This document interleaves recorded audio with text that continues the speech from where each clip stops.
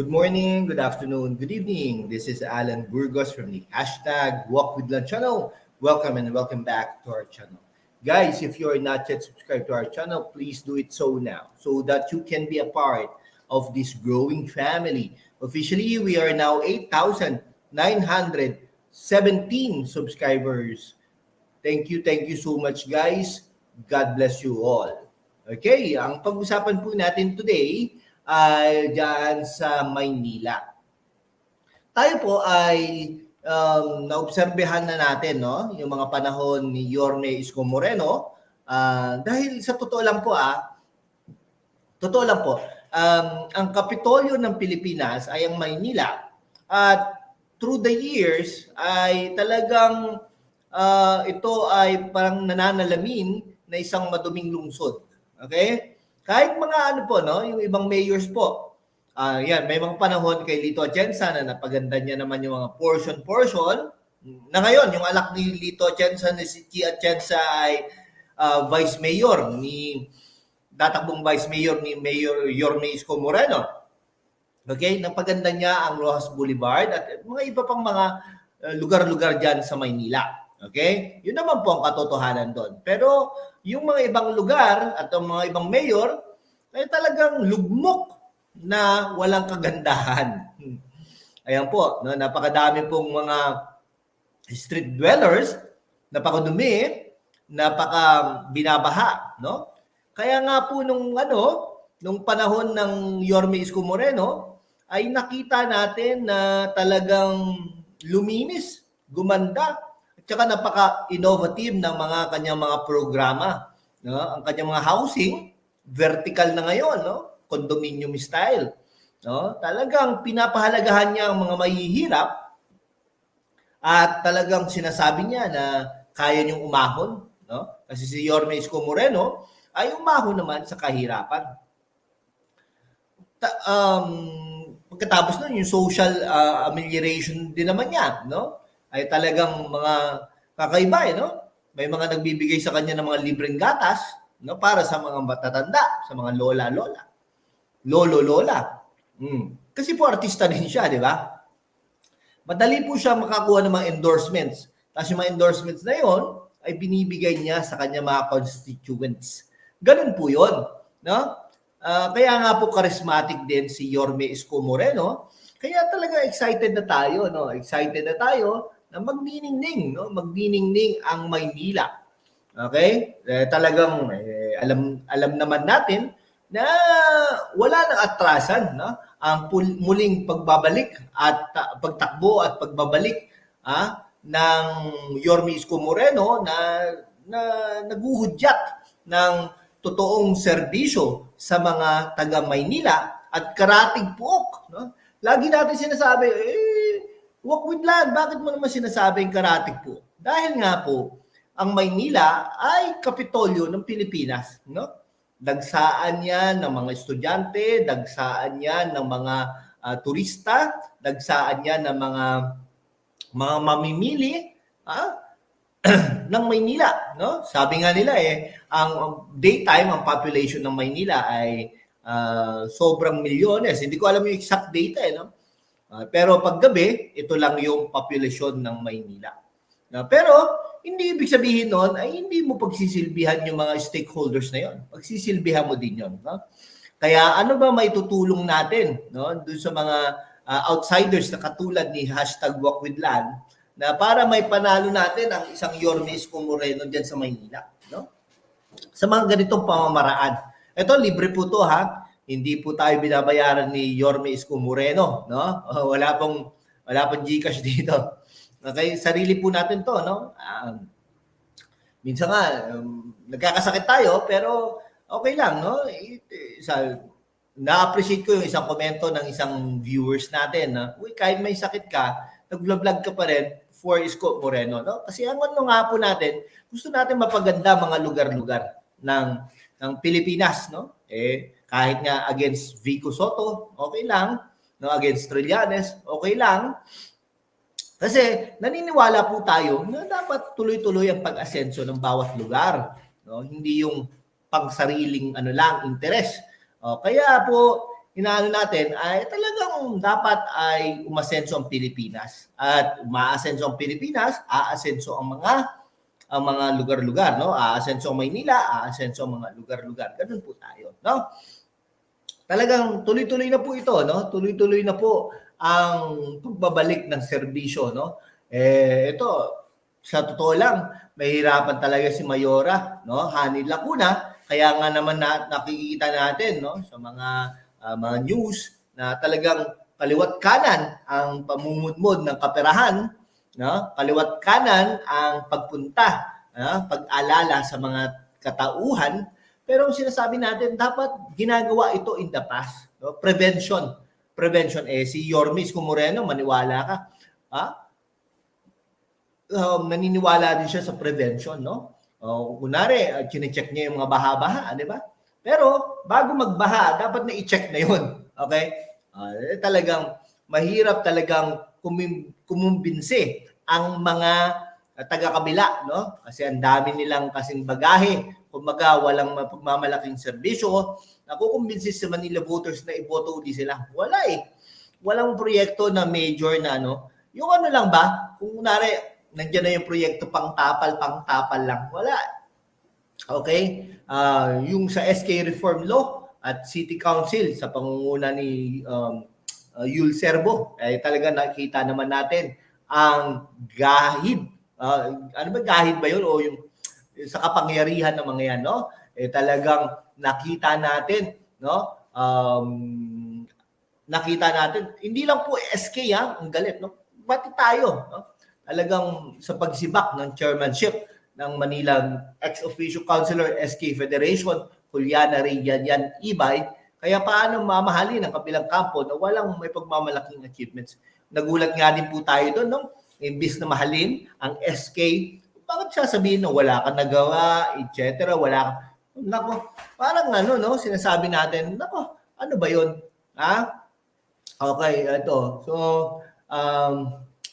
ito pa, isa pang good news ito dahil dumadami ang mga kakampi ni Yorme Isko Moreno, no? Sa pangunguna ng kanyang anak, siyempre, si Joaquin, talagang tatakbo na bilang konsihal at itong si Mocha Uson, no? Dating very popular vlogger at dating opisyales ng Duterte administration ay tatakbong konsihal sa Maynila upang suportahan ang legislative agenda ng Yorme Isko Moreno, no? Ito ang kanilang mga ticket, no? Siyempre si Bong Alvarez na sikat din sa Quiapo, batang Quiapo yan, no? Si Bong Alvarez, actor comedian, si Lou Veloso, konsehal to na matagal na panahon, tingnan mo, matagal na panahon, umayon kay Yorme Isko Moreno. So there is something good kay Yorme Isko Moreno, no? At si Chi Atienza, sinabi nga natin, siya ang tatakbo bilang Vice Mayor ni Yorme Isko Moreno.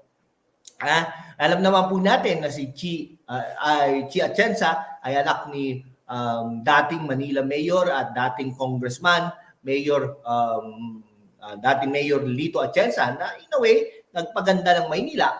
At ang ibang katiket ay mga nakaupong konsihal. Yung sa District 1 po, no, isa-isayin natin, si Irma Alfonso Huson. Yan. Iboto po natin yan pagdating ng araw. Jesus Fajardo Jr. Yan. Boto rin po natin. Si Nieva, Eric Ian Nieva. Si Konsihal Darwin Sia sa District 2. Si Timothy Oliver Sarcal ng District 3. Pero may nagsasabi pong ito ay tatakbo bilang congressman. Hindi po natin malaman kung ano.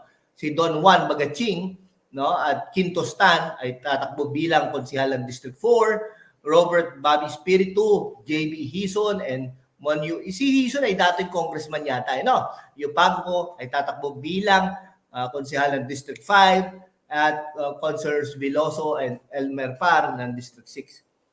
Iba pa tatakbo konsihal sa ilalim ng Aksyon Demokratiko, Hernane at retired police Jun Ibay.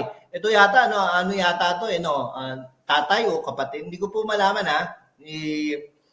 anyhow, Nico Evangelista, Romer Miranda, Robbie Ong, Bolong C, Edward Tan, District 2, Chris Tagle, John Rolling Jr., De La Cruz, District 3, Kuya Francis Doc Almiron, Romeo Baga, Eunice Castro, Rino Tolentino, District 4, Che Borromeo, Tolmac Ignacio at Seb Sobriano, District 5, Voltaire, Castañeda, Kid Marasigan, Doc Mercado at Christian Uy, District 6. Ayan dapat iboto natin itong mga konsehalis na ito, mga katauhan na ito upang suportahan ang legislative agenda ni Yorme Isko Moreno. Mga kandidatong kongresista ng Aksyon Demokratiko sa District 2, Carlo Lopez. Okay? Carlo Lopez, incumbent councilor si Villanueva, District 4. Ito yung parang minority group leader nila, no? JTV Villanueva, pangalan pa ni Senator Joel Villanueva, no? District 4, former Congressman Amado Bagaching. District 5, Councilor Joey Uy, sa District 6 yun. District 6. Okay? Bakit ito nga, marami po nagtatanong.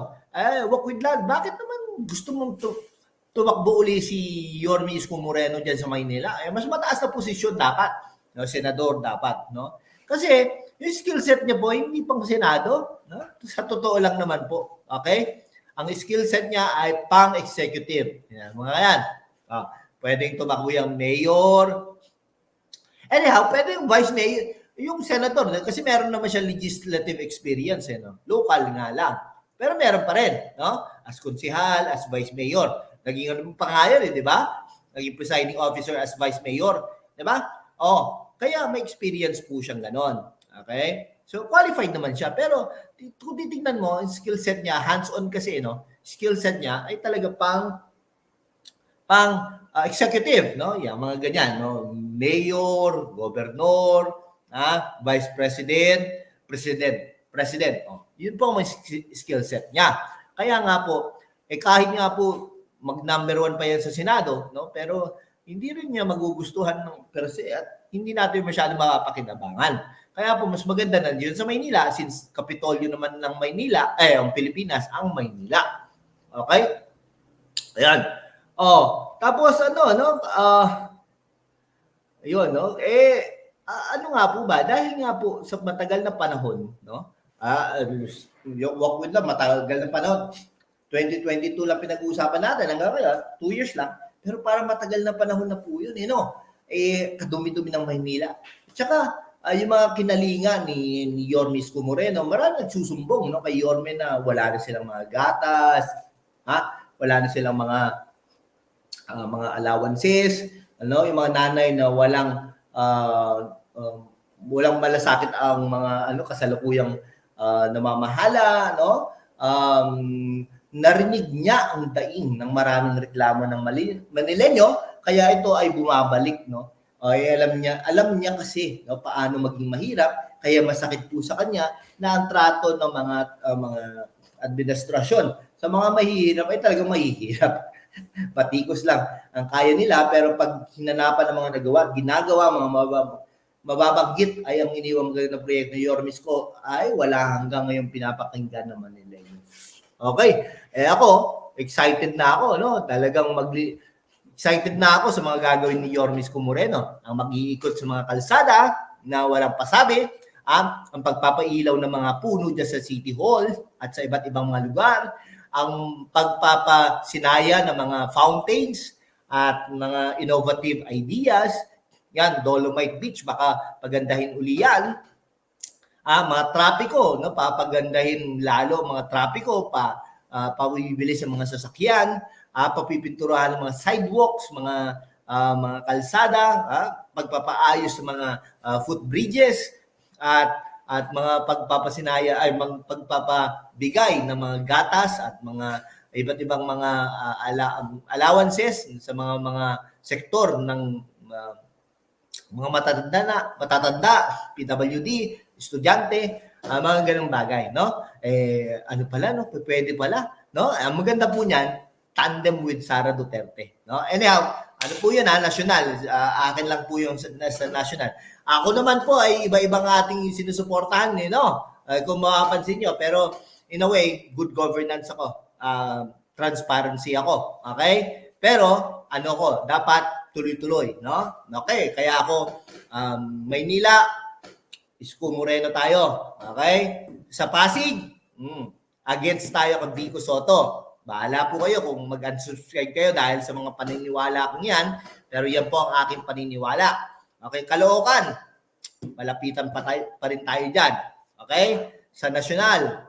Okay? Sa nasyonal naman tayo ay Sara Duterte tayo pagdating ng 2028. Okay, hanggang dito na lang po mga kaibigan ko. Maraming salamat po sa inyong lahat. Mabuhay po kayo. Pagpasensyahan lang po ang inyong ating boses kasi kagagaling lang natin sa sakit. Maraming salamat po sa inyong lahat. God bless you all.